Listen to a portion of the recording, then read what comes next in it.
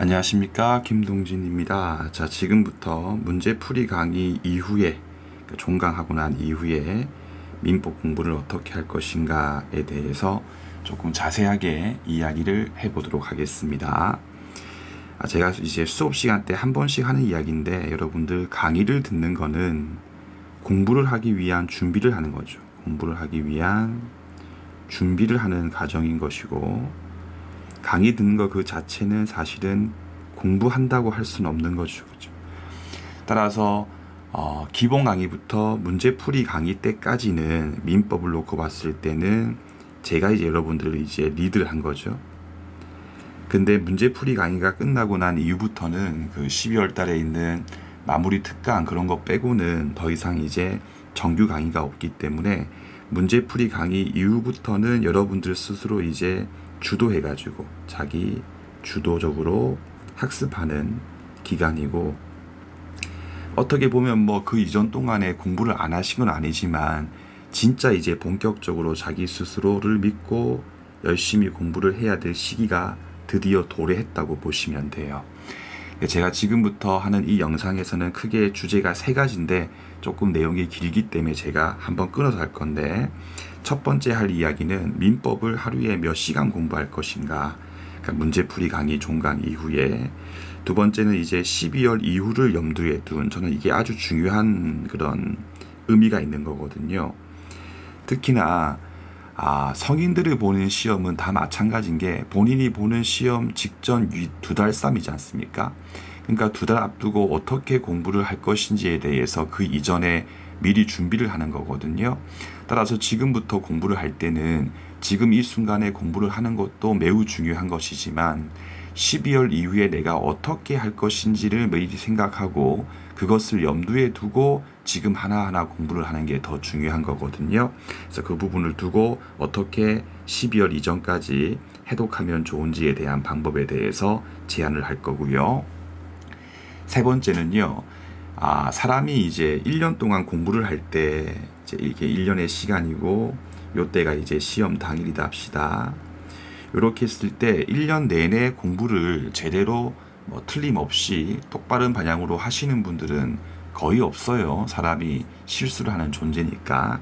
근데 오히려 상반기에 조금 실수하신 분들 같은 경우는 그 상반기 이후에 이제 이른바 정신 차리고 농담으로 이렇게 바꿔서 공부를 쭉 하면 시험 보는데 별 지장이 없어요. 근데 제가 진짜 가슴 아파하는 경우가 어떤 경우냐면, 기본 강의 듣고 중급하고 문풀 할 때까지는 잘 따라와서 잘 억누르고 열심히 잘했어요. 근데 문제풀이 강의가 끝날 무렵부터는 이제 민법에 대한 시야가 넓어지다 보니까, 또 혼자서 이렇게 공부를 하다 보니까 갑자기 그 과거에 성인들이 보는 우리 시험에는 조금 적합하지 않는 그런 본인의 성향이 밖으로 확 나와가지고 시험 임박해가지고부터 갑자기 이제 좀 절대 하면 안 될 행동들을 하시는 분들이 제법 계시거든요. 그래서 이제 1년 동안 12개월 동안 10개월은 열심히 잘했는데 마지막 2달 정리를 실패해가지고 이제 1차 시험 떨어지시는 분들이 상당히 많거든요. 되게 가슴 아픈 일이기 때문에 그렇게 하면 안 될 행동들 제가 미리 언급할 테니까요. 내가 조금 그런 경우에 속할 수 있다라고 생각되시는 분들 같은 경우는 그 민법 공방책 제일 앞에 보면 흰 종이 있잖아요. 그 하드커버 바로 뒤에 다가 빨간색으로 메모해가지고 계속 보시면서 공부하시면 도움이 되실 겁니다. 자, 첫 번째 주제부터 한번 이야기해 볼게요. 선생님, 민법을 하루에 몇 시간 공부를 해야 합니까? 이게 이제 상담할 때 가장 많은 그런 질문이거든요. 결론부터 말씀드릴게요. 정해진 정답이 없습니다. 정답이 없다. 정답이 없는데 정답을 찾으려고 하면 절대 안 되겠죠. 그럼 정답이 없는 이유가 뭐냐? 각자 여러분들 상황이 다 달라요. 다르다. 어떻게 다르냐? 첫 번째입니다. 자, 1차 시험을 붙기 위해서 만약에 민법 한 과목만 공부를 하면 된다면, 그러면 뭐 제가 이제 표준적으로 지금부터 이렇게 공부하세요 하면 되겠죠. 그런데 1차 시험 붙기 위해서 민법도 물론 양이 제일 많고 중요한 과목이지만서도 민법만 잘해서는 시험에 합격을 할 수가 없죠. 그죠? 제가 민법 강사지만 민법만 열심히 해라 그렇게 얘기한 건 사실은 양심 없는 거예요. 그 여러분들께서 지금 민법 공부를 하는 이유는 저처럼 민법을 좋아해서 그래서 민법 공부를 하시는 게 아니고 시험에 이제 합격을 하기 위한 차원에서 공부하시는 거 아니겠어요? 그러면 합격할 때 필요한 범위 내에서 민법 공부를 하는 거지 오로지 민법만 계속 공부하는 것은 정말 매우 위험합니다. 따라서 다른 1차 과목에 대한 진척사항이 중요하거든요. 해서 특상대하고 그 다음에 자연과학, 특히 자연과학 같은 경우는 사실은 점수가 단기간에 상승되는 과목이 아니기 때문에 사람 심리가 12월 이후가 됐을 때는 당장 점수를 좀 올릴 수 있는 과목을 더 공부하고 싶거든요. 그러니까 자연과학 같은 경우는 12월이 이후가 돼버리면 어차피 얘는 좀 해도 점수가 뭐 이렇게 막 좀 상승률이 확 높진 않으니까 자꾸 좀 미루게 되고 안 하게 되거든요.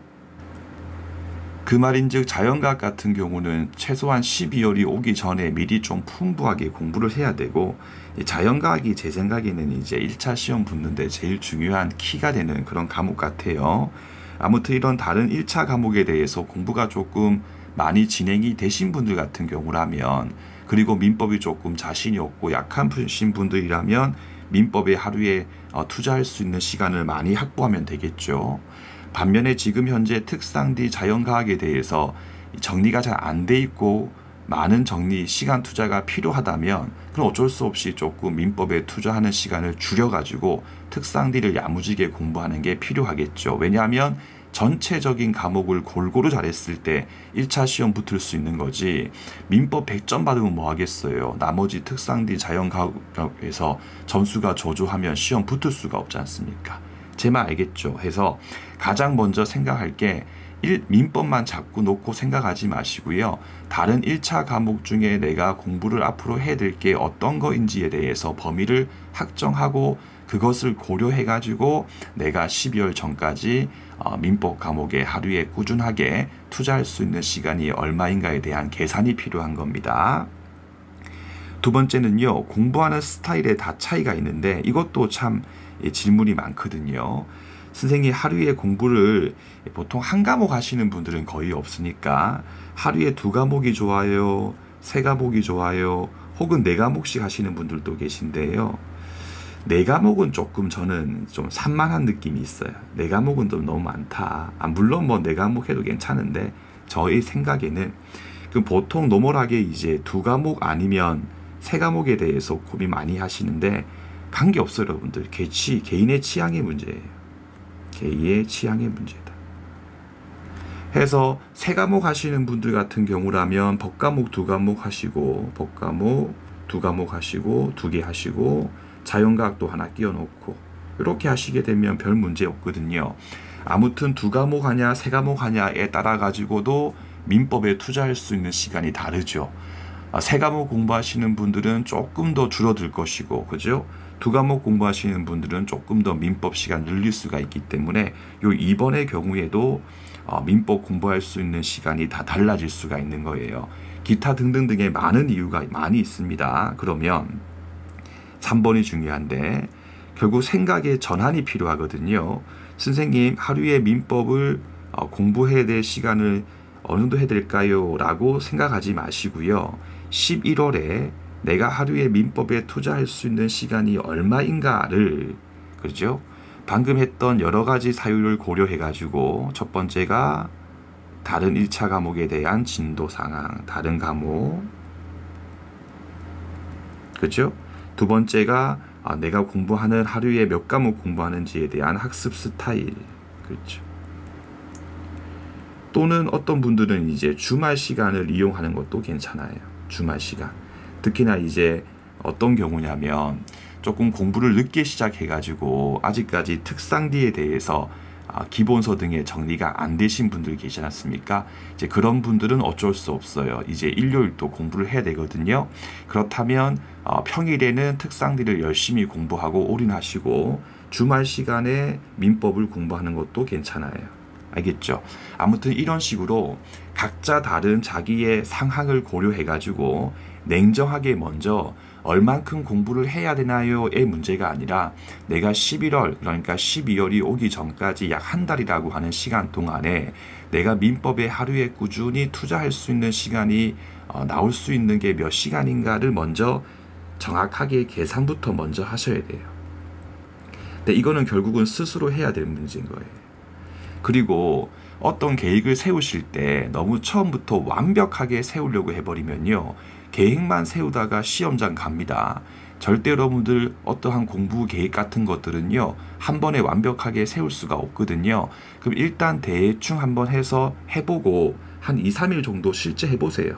실제 해보시면 막상 내가 가령 뭐 특허, 상표, 디자인 보호법에 뭐 하루 공부 시간을 가령 6시간 뒀고, 그 다음에 이제 민법에 2시간 정도 이렇게 해가지고 계획을 세워서 공부를 했어요. 한 2, 3일 정도 실제 공부를 해보니까 특상디 같은 경우는 한 5시간 30분 정도면 충분히 하루치 목표에 대해서 달성 가능하고, 반면 민법 같은 경우는 원래 생각보다 조금 진도가 더디다 라고 하는 생각이 드는 경우는 2, 3일 해보시고 약간 바꾸시면 돼요. 2시간 30분으로 이런 식으로 이렇게 스스로 하다 보면 어느 순간에는 딱 자기한테 맞게끔 잡히거든요.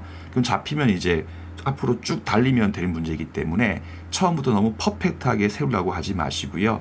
딱 하루에 요만큼 세워놓고 일단 한 2, 3일 해보고 다시 한 번 더 1차, 2차 수정을 가하는 방식으로 공부 계획을 세우시면 되겠습니다. 알겠죠?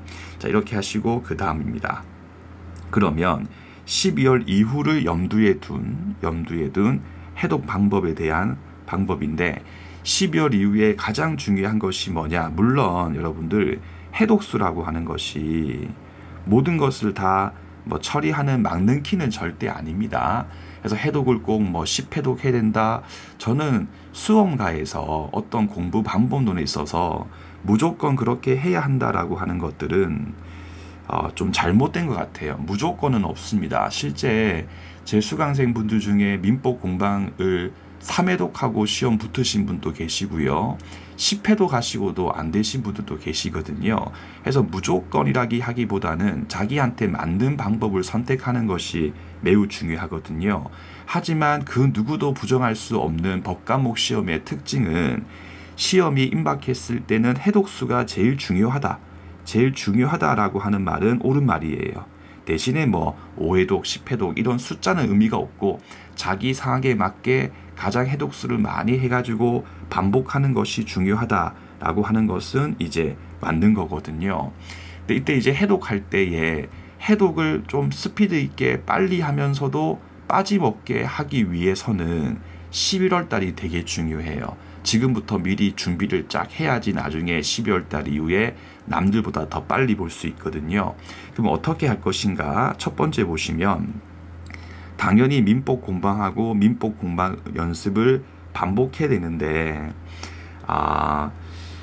그 상담을 하다 보면 이제 적지 않은 분들이 민법 공방을 읽으면 재미가 없죠, 그죠?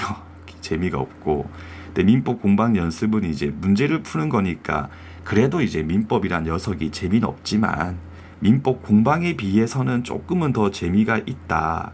선생님, 저는 문제풀이 강의가 끝나고 난 이후부터는 민법 공방은 그냥 참고 정도만 하고 민법 공방 연습을 계속 돌리면 안 됩니까? 라고 하시는데요. 적어도 11월, 12월까지는 그렇게 하시면 저는 조금 안 된다라고 말씀을 드리고 싶어요. 그래서 이 민법이라고 하는 것은 이 사고 생각하는 힘이 되게 중요하거든요. 근데 민법 공방 연습이라고 하는 문제집 같은 경우는 사실은 생각하는 힘을 기르는 교재가 아니고 생각하는 힘을 발휘해서 연습하는 교재, 말 그대로. 따라서 11월 달, 12월 달 중순까지는 당연히 민법 공방을 같이 보시는 걸 저는 권해드리겠습니다. 해서 방금 봤던 그 하루의 시간에 대해서 계산해 보니까 내가 뭐 가령 예를 들어서예요. 예시입니다. 내가 하루에 3시간 이상 민법 공부할 수 있는 시간이 확보가 되시는 분들이라면 진도를 정해서, 예를 들면 나는 오늘 뭐 소멸시효 파트를 해야지 라고 했으면 소시 파트에 있는 민법 공방을 밑줄로서 빠르게 읽고 스피드하게 읽으시고, 그 다음에 민법 공방 연습을 또 소묘시효 파트 문제를 풀고 다시 민법 공방의 체크 및 메모, 이 체크 및 메모를 제가 밑에서 예시를 가지고 설명드릴 겁니다. 또는 시간이 2시간 미만이 돼가지고 조금 민법에 할당할 수 있는 시간이 부족하신 분들은 또 욕심내지 마시고요. 공방 연습을 먼저 풀고 다시 이제 공방을 찾아가지고 똑같이 체크하고 메모하는 방식으로 이렇게 하시면 될 것 같아요. 또는 민법 공부 시간이 2시간 미만인 분들 같은 경우도 조금 진도를 잘게 쪼개가지고 잘게 쪼개서 예를 들면 소멸시효라고 하지 말고 소멸시효의 요건 이런 식으로 쪼개가지고 똑같이 진도 정해서 공방 읽고 공방 연습 풀고 목차가 똑같으니까 그죠? 다시 또 공방을 찾아가지고 이하 제가 설명하는 방법에 근거해가지고 체크하고 메모하는 방식도 좋습니다. 관계없어요 여러분들. 알겠죠? 그러면 체크하고 메모하라는 게 어떤 의미냐. 자, 민법 공방 연습 482페이지 102번 지문에 보면 이제 102번 지문 있죠. 지금 제가 이 부분에 대해서 내용 설명을 하려고 하는 게 아니고 쭉 읽으시고 질권자 병 같은 경우는 제3채무자 갑에 대해서 자신에게 변제할 것을 청구할 수는 없는 것이고 해설지에 나와 있죠. 공탁할 것을 청구할 수 있을 뿐이다. 변제 청구와 공탁 청구 같은 경우는 반드시 나눠서 공부할 부분이다 해서 여러분들 민법 공방 연습에 있는 내용을 크게 제가 3가지로 한번 구분해 보면 천천히 해봅시다. 자, 조문 지문이 있고요. 판례 지문이 있고요. 사례형 문제가 있지 않습니까? 그죠? 자, 이랬을 때 나중에 이제 본인이 조금 책 읽는 속도가 느리고 하신 분들 같은 경우가 12월 중순 이후에 저한테 이렇게 말씀하세요.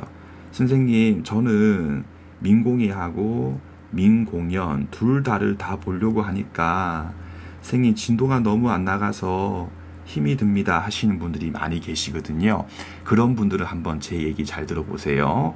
자, 12월 이후에 갔을 때 이런 경우에 꼭 둘 중에 한 개를 선택하려고 하시거든요. 근데 둘 중에 한 개를 선택하지 않고 둘 다 보면서도 속도를 빨리빨리 진도 나갈 수 있는 방법이 있어요. 무슨 말이냐.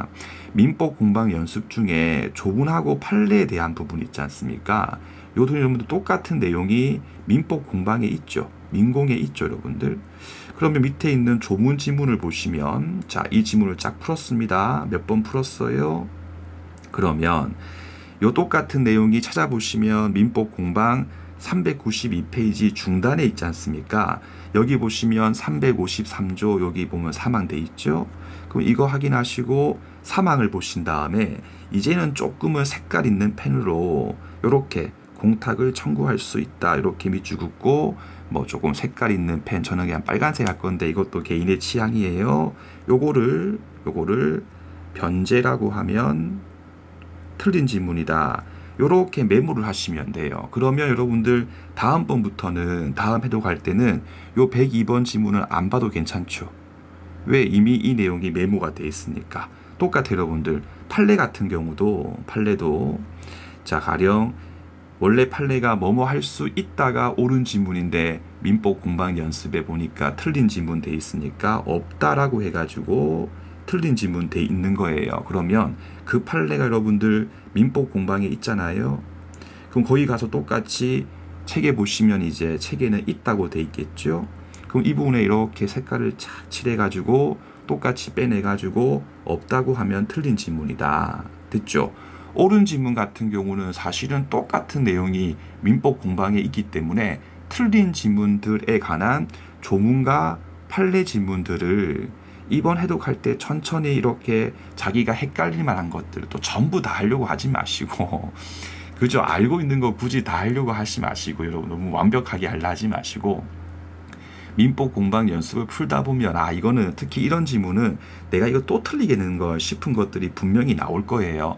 그런 것들만 선별해 가지고 민법 공방으로 와 가지고 미리미리 틀린 부분을 쭉 빼 가지고 간단하게 메모해 버리면 나중에 민법 공방 보고 민법 공방 연습에서는 사례형 문제들을 중심으로 보면 되죠.